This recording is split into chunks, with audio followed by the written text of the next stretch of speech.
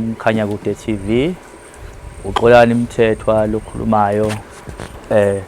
La njengoba ngikhona ngizokhuluma ngodaba engithe ngahlangabezana nalo. Kusho ukuthi ke engiveke ngakufunda lapha ejele ukuthi nje uhlangana nabantu abaningi abahlukene. Yabona, ngakungazi ukuthi mina baqinisile mabethi umfowenu umthole ekuhambeni. Cha, ngiyiboneleke mina lapha ngoba ukuqwashiseka nokuchushiseka ngikuthole ejele. Ngiboniswa nje abafowethu abahlukahlukene yabo. Thina besiyigenge ke vele ngayibhemeli, so besithanda ukuthi sihlale ndawonye nje. Yabo, ngoba sibhemi vele thothi sesijwayelene, siyayidlalela sodwa ukhasini labani nje. Yabo, thola ukuthi manje ke umuntu ugcine sekubuza ke, yabona lento yamacala. Yabona nje mase kufika leso sigaba mina ngivele nginyanya nje. Umuntu manje uqala ngibuze ngecala lami nje, hayi ngavele ngimbhekisele. Uyabo, up until ngihambe kunento kuthiwa ke laphana ke ama-program. Mawufika nje ejele fanele uqale wenze i-new beginning, kufanele uqale kabusha. Yabona nje leyo program leyo nje iyodwa nje iyachaza ukuthi wena la nje manje wena uzothola ushintsho, uzoqala kabusha wena impilo ngenxa yamaphutha owenze kulomhlaba ongaphandle. So ke nami ke ngila ngiqale khona ke ukuthi ngikhululeke ngoba ngangilokhu ngabalekela ama-program kuthiwa ngoba phela awukwazi ukuphuma ejele ama-program ungawenzanga. Uyabo, angithi mina ngithe ngifika ngaqamba amanga ngathi hey, yabo lento oyitshethe ushaya. Ngathi mina ngeke nto ubosholeni, ngathi ithikithi lami ngangilifihla mina. Bethe ngadubula umuntu. Yabona lento ingozi. Ngathi mina ngadubula umuntu mina. Uyabo, hayi okay, lokho ngiqamba amanga, lokho ngishaya ngisha mina ngesivalo njalo. Hayi kwafika usuku la ngathi vele uma ke kuzoya kuma program, laba mfethu ababiza amagama ke bavele bakhulume kabuhlungu lapha. Yabona, uma befika lapha bayamemeza bathi abashayi besinqa thiwa abashayi besinqa bayafuneka aba program. Yabo, bethi ke ngolimi kweleli ke lwesingisi ke sexual offense. Angithi mina ngishaya isivalo mina ngithi hayi mina ngabulala umuntu mina. Yabo, afuthi angilivezi ithikithi lami. Yabo, apha nje le ndoda le, le ndoda ngoba ithi yabulala umuntu nayi ihamba phela iya kulolu hlelo lo leshi. Ngihamba masifika ke lapha kuma program eklasini, siqale nje introduction, qede ngayo sikhulume nje singakangena esihlokweni. Yabo, sitshelwe ngokubaleka komuntu nje, umuntu as such as a human, kubaleka komuntu nje ukuthi umuntu ubaleke kanjani. Up until ke bese uyayichaza ukuthi ngoba wena uyichaza ubani wakabani uboshelweni. Yabo, indaba iqhuma lapho ukuthi hayi lo mtshita lona hawu kanti naye ukulomkhakha lo. Yabo, hayi lapha ke lento yanginika isibindi ngoba ngase ngikwazi ukukhuluma nje. Umuntu mayengibuza hayi mina phethe ngiboshwe kanje. Yabo, ukuthi ngoba phela leli cala langibopha icala lisemehlweni nje abantu kakhulu, especially lithinta umuntu wesifazane. Yabo, abanye baye besho gender based violence. Yabona, so okuwukuthi vele ithina kahle kahle kumele ngabe sivikela abantu besifazane ngoba abanawo amandla. Ithina esinamandla kodwa futhi yithi futhi esikwazi ukuthi sibahlukumeze, which is wrong.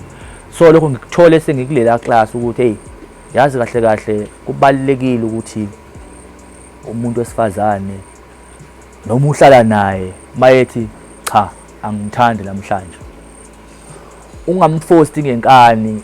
Ngisho ukuthi ushadile naye, ungamforce ngenkani ngoba kuzoba mnandi manje uthothi ngakusasa ngenxa okudinwa nje avela emaphoyiseni athi yazi umkhwenyana wami ungiraphile. Kodwa njalo lo umuntu wakho wamkhokhela lo ngenxa ukuthi bengafuni ukuthi nilale ngayizolo. Wena wamforce ngenkani lento yokuyitshela usile ukuthi angakukhokhela phela mina wena awukwazi uvele unqabe nje ngoba phela ngakade ngangikhokhela ini yabona phela sibuye sisho njalo sesisha ngesivalo thina sikhohlisa ukuthi hayi phela ngakukhokhela phela wena ukwazi ukuthi unganqaba ukuthi silale kubeni ubuwazi ngakukhokhela. So ngifunda izinto eziningi ke kuleya program le yangisiza kakhulu nje ngifuna uqamba amanga ngoba ngathola ukwelulekeka nokufunda nje kabanzi ngomuntu wesifazane. So ngiphumeke eklasini sengibuya la ekutheni ke masihleli yabona siyabuzana ndoda uboshelweni kahle kahle waboshelwana yabo. So vele mina mangilibeka icala lami ngilibeka nje ngalendlela lezovuna mina yabo. Futhi mangilibeka vele angithi nje sengihlalile ejele mina vele sengiyazi okay into ezokwazi ukubuyisa la muntu yile. Ngilibeke futhi ngalendlela nje le right ngingakuvezi ubrong bami kuleli icala ngoba phela awuboshwa ungekho into wrong oyenzile. Hayi akwenzeki kanjalo. Usuke wena ususebenzisa amandla ukuthi uyindoda especially leli icala. Usebenzisa amandla ukuthi uyindoda wena kanti umuntu wesifazane akathandi. Yathi ngisho ningavumelana kodwa mana kugejana kancane vele senixabene vele uzokubopha yabo. So bangilichaza leli cala hayi chaza hayi bal understand shothi la kunomunye umfethu la le ndoda ihleli yodwa yabo. Le ndoda lena ihleli yodwa ihlezi ikhala futhi yabo. Ngitshela ukuthi mhlawumbe mhlawumbe le ndoda mhlawumbe yabulala abantu yayisola noma mhlawumbe iyaqinyeka ebusuku angi-understand yabo ngoba phela bayakhala abantu lapha yabona ebusuku mase kulelwe bayakhala abantu lapha yabona. Uthola umuntu uyawo embhedeni waphezulu embhedeni ngenxa ukuthi uyaqinyeka yabo uyaqinyeka lapha. So le ndoda lena hayi gcina sesiyibiza le nsizwe bengihlala nayo. Ndoda yini mfethu kwenze njani ndoda? Khuluma mfethu okuhlula amadoda kuyabikwa yabona ke lesasisho lesiyana bafethu angifuni uqamba siyasebenza kakhulu futhi siyaphilisa yabo. Yethu wena usukuyitshela ukuthi mawutshela umuntu ngenkinga yakho uzohlala ngayo yabona. Kanti mhlasimbe yakhe inkinga wena incane eyakhe inkulu kakhulu yabo. So lo mfethu uma simbuza mfethu kahle kahle mfethu boshelweni yabo. Lo mfana vele akhiphe ithikithi lakhe vele liphose kanje. Yey hayi ngiyasaba amacala engabona lapha mina mfana iboshelwa amacala awu3 yabona. Bathatha amacala yawaboshelwe ngithi mina ngaze ngibone into enje. Ngithi mina bethu awuyiqala nje uqale nje yabo. Uthi okay uthe ekhaya kubo umama wakhe nobaba wakhe bashona yabo. Mabeshona vele uyena umfana umdala mdala mase kuba izingane ezincane zamantombazane. So la unomamncane wakhe. Ubamncane wakhe mayechaza uthi ubamncane wakhe wayengazwani noma wakhe through ukuthi uma wakhe wayeme kahle ngokwempilo kodwa futhi engakhohlwa ekhaya ukuthi ushiye izingane zakhe kumamncane yabona. Umamncane kusho ukuthi mangibuka kwakumama wayengaganile wasala kusho ukuthi kwaku-anti wasekhaya ngoba lezi izingane lezi lo mama uya emshadweni nje ubaba wabo akasekho which wayesogane kwesibili. So wathi ucela ukuthi laba basale la uyabona apha until ke agcine azashoneke noma wakhe ke emshadweni lo wesibili. So njengoba eselela lo mfana mayechaza ukuthi uselela ekhaya ke manje kwamalume. Usele nobani u-anti umalume yabo. Shuthi kufika ke lesikhathi sokuthi ke manje kufanele uqatha ke imali yakhe lo mfethu lo. Nangempela ngithi na vele wazi ukuthi hayi mamncane yabo mamncane nani ngoba ke makuzwakala ukuthi hayi no baba kaMfana hayi wayeme kahle ngoba wayenemfuyo yonke into kangangokuthi enye imfuyo wathi uyacela ukuthi ibekwe ngapha kwamalume ukuze izogada izingane zakhe makwenzeka ehamba bangahlupheki mayingakaphumi imfala kahlana yakhe. Uma isichaza istory yabo sithi na ngene estoryin sifuna istory thina. Hayi nangempela ke lo mfethu ayachazeka athi hayi ke yena bese isebenzela nje ngenankinga up until u-aunt wakhe ahlangane nengane, ngicabanga ukuthi ingane yakhe okanye kamalume, yabo ingane kamalume, athi abathi uyidlwengulile, yabo ngiyibeke nje kanjalo. Ngiya-understand ukuthi leli cala icala elibhedayo, kodwa I don't think ukuthi ona 35 years ngiyaqalekisa engadlwengula ingane neminyaka o5. Kungenani ayikho into engangena lapha kahle kahle kusuka amanga lawa isungekho into kanjeya ukuthi ugcina umuntu esevuma icala lo mengalazi simo sokuthi icala vele eliku high profile nje eSouth Africa yonke, nane constitution futhi ayibisabheka ukuthi ukwenzile noma wenzanga. Once kwathiwa nje wena urapile vele wena sekumele ukuthi nje vele uyoboshwa, regardless ukuthi icala ulenzile noma ulenzanga. Hawu ndoda kanjalo nje uthi mfethu ngiyakutshela mfethu, yabona uthi walahamba leli cala waliwina, yabo uthi waliwina leli cala leli. Emva kwalokho waqhubeka futhi wahlala ekhaya, wasebona ukuthi no ku right ukuthi avele ayitholele indawo, kusho ukuthi wayithengela umuzi mayesho, hamba wayithengela umuzi wayihlalela emzini wakhe, yabo wabiza osisi bakhe wayihlala wabalanda osisi bakhe kwamalume wazohlala nabo, yabo washiya u-aunt wakhe le.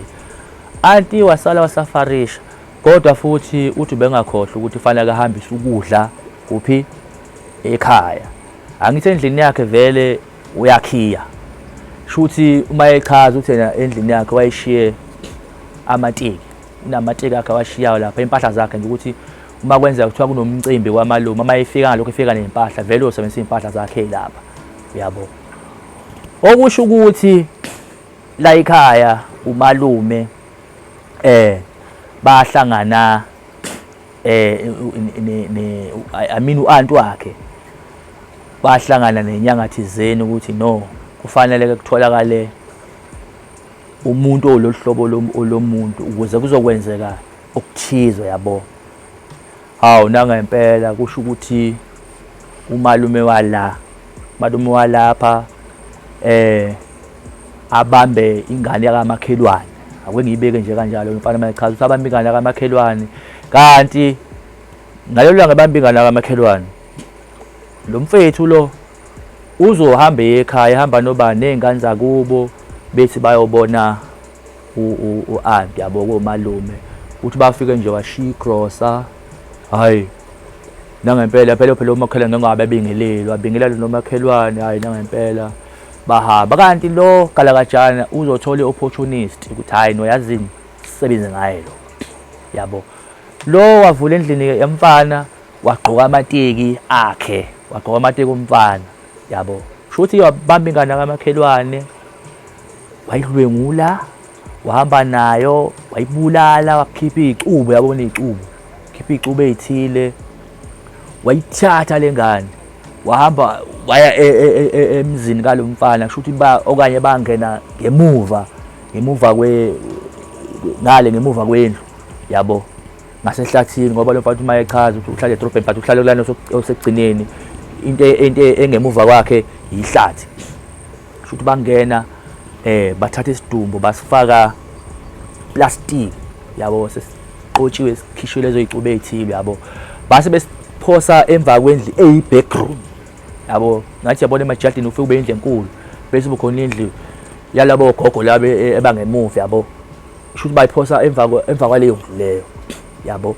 Angithi lo malume emayichaza bayingena endlini uthatha amateki akhe, uyahamba ngawo, uyabonakala uyahamba ngithi wenza isigameko, uyahamba futhi uye enyangeni, uyahamba futhi. Angithi manje semase kulandela ubufakazi amateki phela, ayabonakala amateki kuphi ngale ngemuva, yabo. Inkinga ke manje ke awasabonakali ke esesegcekeni ngenxa ukuthi wathi kupheviwe, yena njalo ngalesigama wenzakala lento kuphi usuka yena usesukile le kwamalumu usesekhaya kanti vele kusho ukuthi uzohamba yoyingenela ntambama yabo ayele emsebenzini lento inganakeki yabo inganakeki lento awu ukuthi ingane ayibonakali yabo ayibonakala ingane kwenzakaleni yabo hayi nampela ukuthatheke ulibo fuzo yabona la khona imbhudukezwa kwengisho njalo babona namateki yabona bathi ubani ofaka amateki kanje kuthiwa kusho yena kuqala lo usibanibani yabo usibanibani indlu yakhe le futhi amateki akhe lawo yabona kube ukuthi ngathi manje bayagqekeza la endlini kubonakala namateki anegazi yabo kubonakala namateki anegazi lo mjida kuthiwa afonela Dot ukuphi ngilele mina ngibuye ekseni ngathi ngene ebusuku ngene na shift ngilele abaseshi labo ubani nobani besidinga ukukhuluma nawe ungakwazi ukufika police station ukuthi nokuthi yabo shathayi no akunankinga ngafika ngokungazi ahambe naye shwi yabona ukuthi mayifika epolice station kufika nje kwakhe nje bathi wena umbulali wena uphi umufi yabo athi kuthiwa uphi umufi bamgende uthi bamgenda akayazi nale bamgenda la muntu bamthatha bamisa kwendaba umfuthu ukuthi bamfaka edramini phakathi emanzini yabo abaseshi uyabuza ngini ngishawelana kuthiwa wena ubulala umuntu uphi lo muntu umfihlephi akabala amateki uthi amateki ami lawo yini abe negazi pho angazi wayebuze mina ngoba phela ngihlala mina ekhaya yabo hawu ke kuthola ukuthi ke bamthatha bamfaka esitokisini ahlala esitokisini izinsuku ezo7 waphuma ngebheli mayichaza waphuma ngebheli wayekhaya wafika wabachazela osesibaka kanti osesibaka abazi ukuthi kodwa bakhumbula ugcine ehambe nabaseshi ugcine ibizwa abaseshi ukuthi akaphuthume police station kutshela ukuthi yabo nje beyichaza lo mfethu lento uyakhala ngifuna uqamba amanga yabona ngangiqala kuba msore kanje yazi ngathi mangibukela imicala ngathi yazi ngathi la imicala lingcono kodwa noma libheda kodwa really ngeke sokwaba communicate phela manje lawo yabo uthi kabuye ekhaya yabona achazele uantu wakhe uthi manje sekunesigame kanje ukala kajane ke loya akekho ukala kajana uhambile nje sekufunakala manje isidumbu kufunakala isidumbu kuhanje kulandele kuthiwa uhlala kuphi indoda ayasho ngihlala eqala sebosesha manje emzini wakhe yabo ingane zilokhu ziziphunga kunephunga elikhona la yabo angithi into mayivalele kuplastic vele ngisho kuthiwa kade ibanda kwenza nje ngiyamba nje tswi ngefindo ilanga balishaw plastic vele lidala iheat ugcine into ize iyonakala yabo naye ke utholakala kanjalo wes uzothola egcekeni lakhe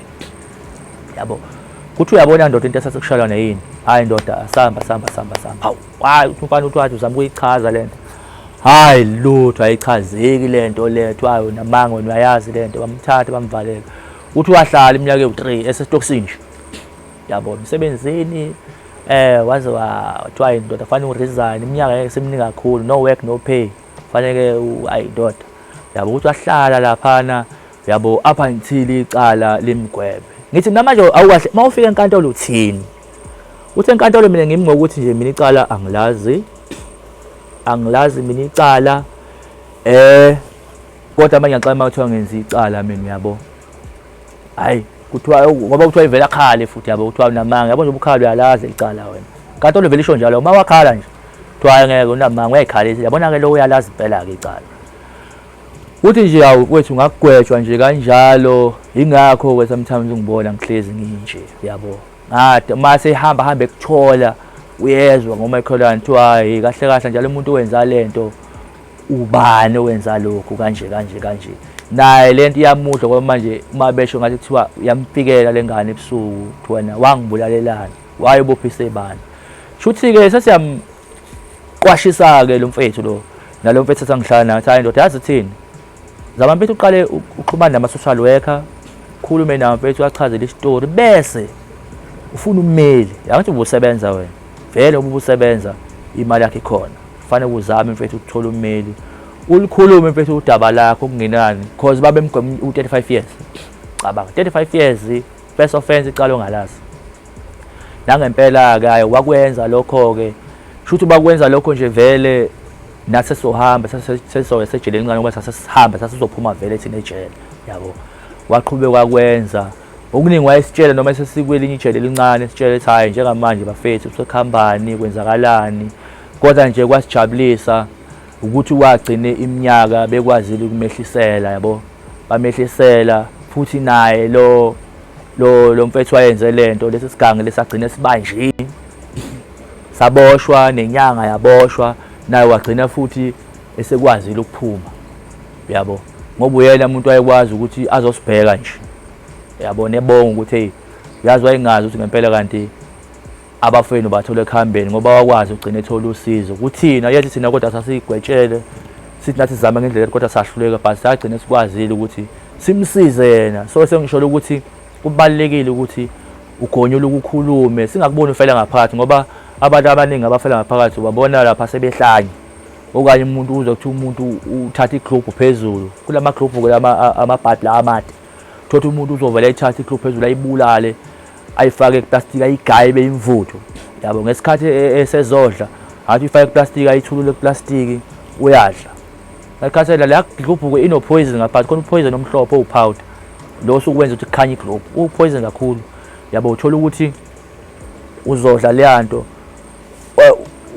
ulunywe isisu uyesibhedlela kunesibhedlela ngaphakathi uza kuthiwa lo muntu ushonile mase kuqala investigate group ayikho shone iphi group akwaziyo babeqala becinga babona nazi igcolo plastic eshuta ayifaka ngayonke so ilento edala ukuthi abantu bagcine bevele lezimo enjalo ukungakhulumi yabo ungakhulumi ngenkinga yakho kanti ukukhuluma ikhona okubalekile ngoba kuyakwazi ukuthi ukwelaphe mawukhulume futhi ukwazi ukuthola usizo ngendlela ongathola ngayo usizo yabo so nje ngiyabonga kakhulu ngokuthi nikwazi ukulalela udaba lwami qhubeka njalo nokubukela lolu hlelo ni subscribe nilufollow ngiyacela babukele nifollow kakhulu ngoba liyasiza ninabalenda labaningi bawungena konke ama platform uyalithola ngibonga kakhulu